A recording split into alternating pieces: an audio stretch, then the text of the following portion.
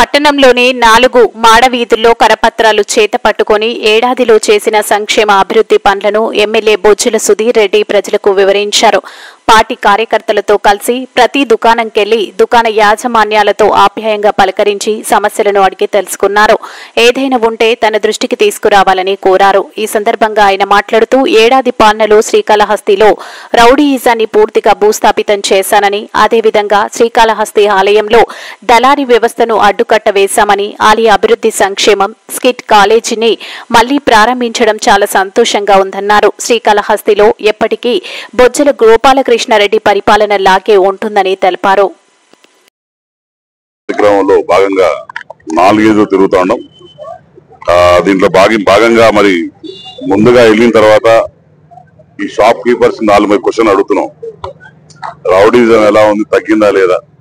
పాతకాలంలో మరి పండగన్నా పురస్కారాలన్నా ఎవరు బర్త్డే అయినా ఎవరు డెత్ డే అయినా డబ్బులు కలెక్ట్ చేయడం పాతకాలంలో చూసాం. పాత ఎమ్మెల్యే ఎవడైతే మధుసూదన్ ఉన్నాడో వాడైతే తీసుకొచ్చి ఏకంగా టెంట్ వీధులు బ్లాక్ చేసేసి 2 రోజులు బాగా గుర్తున్నారు.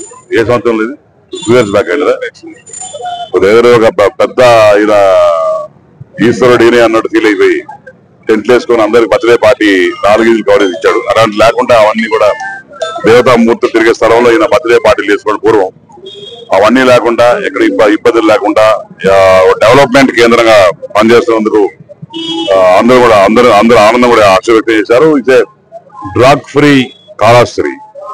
ఇంతకుముందు ఎక్కడ చూసినా కూడా గాంజా కావచ్చు, ఈ కోకేన్లు కావచ్చు, అవి దొరుకుతుండే.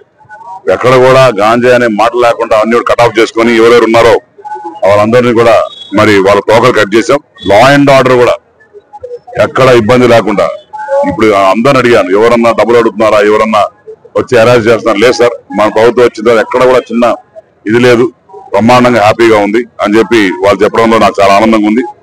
అట్నే ఈ సైడ్ డ్రైన్స్ అనేది మీ అందరూ తెలుసు, నాకే personal OCD problem. OCD problem అంటే ఆ క్లెన్లీనెస్ లేకపోతే నాకు కూడా ఇబ్బందికరం. సో పర్సనల్ గా ఇక్కడున్న డ్రైనేజ్ సిస్టమ్ కూడా డెవలప్ చేస్తాం. మొన్న డేవిడ్ తుడాలో కూడా దగ్గర 6 కోట్ల రూపాయలు వాళ్ళు శాంక్షన్ చేయడం జరిగింది. ఫుట్పాత్స్ కావచ్చు, డ్రైన్స్ కావచ్చు. ఇక్కడ కూడా నాకు చెట్లు అంటే ఇష్టం, కానీ ఎక్కడ చూసే కాంక్రీట్ జంగల్ తప్ప చెట్లు లేవు. తప్పకుండా ఈ ఉన్న దాంట్లో కూడా ఎక్కడెక్కడ చెట్లు పెంచొచ్చు అనే దాని మీద కాన్సన్ట్రేట్ చేస్తాం.